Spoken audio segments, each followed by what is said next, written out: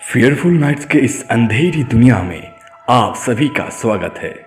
हमारी आज की कहानी पूरे सुनने के लिए इस वीडियो को अंत तक जरूर देखना और ऐसे ही डरावने और नए कहानियां सुनने के लिए हमारे चैनल को जरूर सब्सक्राइब कीजिए और उसके पास में जो बेल आइकन है उसको भी प्रेस कर दीजिए। और अगर आपको हमारी ये स्टोरी पसंद आई तो लाइक कीजिए, शेयर कीजिए अपने दोस्तों के साथ और ज़रूर कमेंट करके बताइए कैसा लगा आपको। तो चलिए हमारी आज की कहानी सुनने के लिए चलते हैं हमारे नरेटर के पास।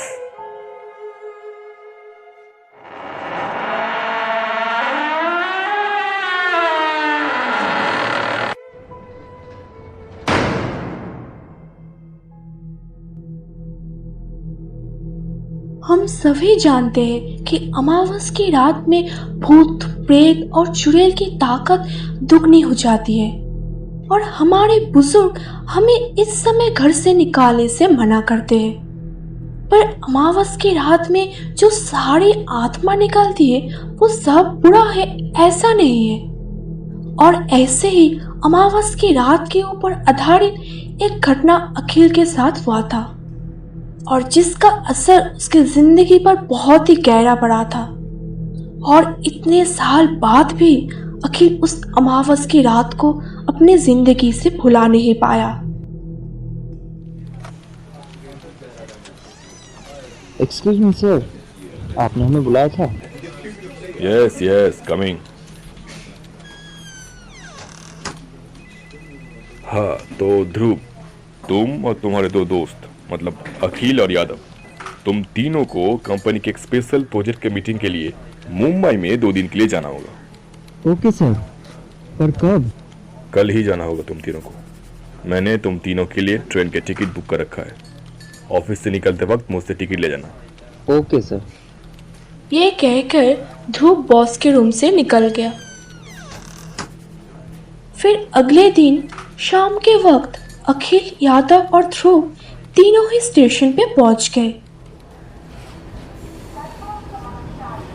अरे यार, बॉस को क्या सिर्फ हम तीनों ही मिले थे प्रोजेक्ट मीटिंग में जाने के लिए? हाँ यार, सच में। अरे यार छोड़ ना, देखना हमें घूमने का भी तो मौका मिल गया। हाँ, ये बात तूने सही कहा। वो तीनों बातचीत कर ही रहा था तभी ट्रेन आने की आवाज आया। चल यार, ट्रेन आ गया है। हाँ चल चल।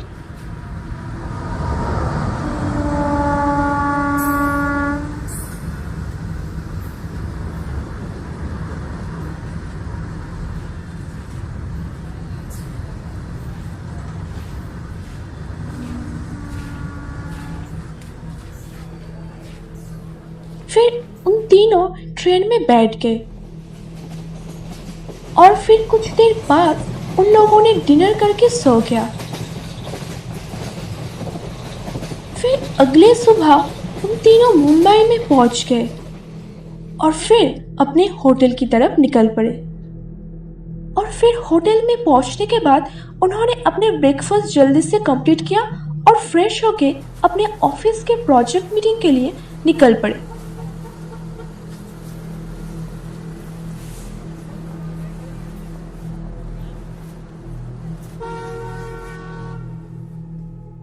ऑफिस की मीटिंग खत्म करके जब उन तीनों वापस होटल में आए तब रात बहुत हो चुका था। फिर अगले दिन उन लोगों का मीटिंग दोपहर में था, पर अखिल की तबीयत एकदम ठीक नहीं था, इसीलिए सिर्फ ध्रुव और यादव ही मीटिंग के लिए निकल गए। फिर शाम के वक्त जब अखिल की तबीयत थोड़ा ठीक हुआ तो उसने होटल के सामने ही एक बीच था तो वहां पे थोड़ा घूमने और ताजी हवा खाने चला गया। पर कुछ ही देर में सूरज ढल गया और चारों तरफ अंधेरा हो चुका था।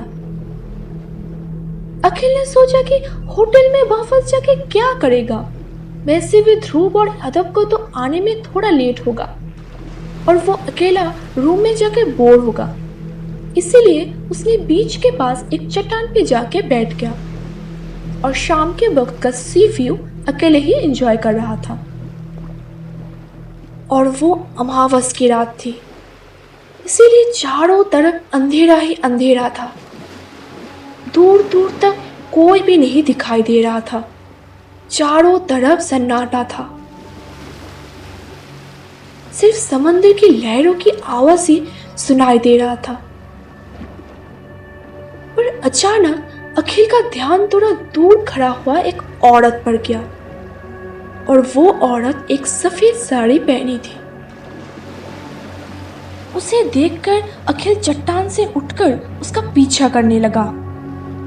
अखिल कुछ ही देर में उस औरत के बहुत करीब पहुंच गया, क्योंकि वो औरत बहुत धीरे धीरे चल रही थी। अचानक चलते चलते वो औरत एकदम से रुक गई और पीछे मुड़ के अखिल की तरफ देखी। अंधेरे में अखिल को उसका चेहरा साफ नजर नहीं आ रहा था, पर अखिल को ये समझ आ गया कि वो एक बूढ़ी औरत है। अखिल उसे देख ही रहा था तो अचानक उस बूढ़ी औरत ने अखिल को बोली, तुम्हारे माँ कहाँ पर है? क्या वो कहीं पे काम करती है? ये सब सुनकर अखिल को थोड़ा अजीब लगा। फिर उसने जवाब दिया, मेरा माँ मेरे साथ ही रहती है। मैं एक काम से यहाँ पर आया हूँ। वो अब घर पे है। ये सुनने के बाद बूढ़ी औरत ने फिर से पूछी, बेटा, तुमने बताया नहीं कि तुम्हारे माँ क्या कोई काम करती है?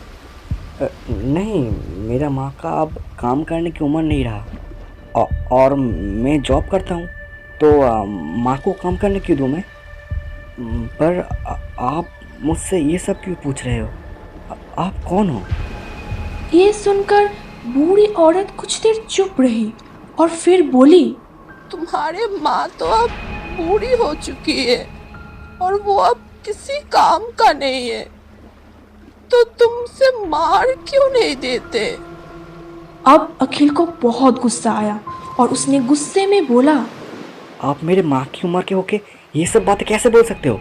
आपको शर्म नहीं आती ये सब बोलते हुए? मेरे माँ मेरे लिए सब कुछ है, और मैं उनसे बहुत प्यार करता हूँ। बेटा, तुम बहुत अच्छे हो। तुम्हारे माँ बहुत ही खुशकिस्मत की है जो उन्हें तुम्हारे जैसा एक बेटा मिली। मेरा बेटा तो शादी के बाद मुझसे बिल्कुल भी प्यार नहीं करता था। मेरे बेटे और बहू ने मुझसे मेरी सारी जायदाद उसके नाम पे लिखवा लिया था, और फिर मुझे एक दिन यहाँ पे घूमने लाए थे वो, पर मैं समझ नहीं पाई कि वो सब उन दोनों का नाटक था। एक दिन शाम को उन दोनों ने मुझे इस समंदर के पास घूमने और ताज़ी हवा खाने के लिए लाया था, और मैं उस दिन बहुत ही खुश था। हम तीनों इस समंदर के किनारे से थोड़ा दूर समंदर के थोड़े गहराई की तरफ चल रहे थे और बातचीत कर रहे थे, पर अचानक मेरे कुछ समझने से पहले ही मेरे बेटे ने मुझे समंदर की गहराई में धक्का देकर गिरा दिया था, और मुझे तैरना नहीं आती थी, इसलिए मैं समंदर की गहराई में डूबती गई और वो लोग वापस चले गए। और आज रात की तरह उस रात भी अमावस की रात थी। ये कहते हुए उस बूढ़ी औरत ने समंदर की तरफ चलना शुरू किया। आप अब भाग क्यों जा रहे हो? अरे क्या हुआ? आप उस तरफ क्यों जा रहे हो? अखिल ये सब बोल ही रहा था तो अचानक उस बूढ़ी औरत समंदर की गहराई में गिर गई, और उसे देखकर अखिल उनको बचाने के लिए उनके पीछे भागने लगा, पर अचानक एक चट्टान से टकरा के अखिल गिर गया और वो बेहोश हो गया।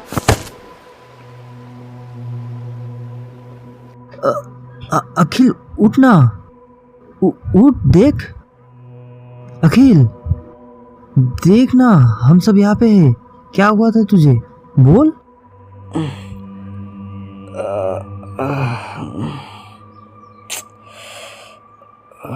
मेरा सर। क्या हुआ है मुझे? और तुम दोनों तो मीटिंग के लिए गए थे ना? और मैं होटल में कैसे आया? अरे अखिल, तू तो हमें बीच के पास बेहोश पड़ा हुआ मिला था। हाँ, हमने ही तुम्हें होटल पे ले आया है, लेकिन तुम अचानक बेहोश कैसे हो गए?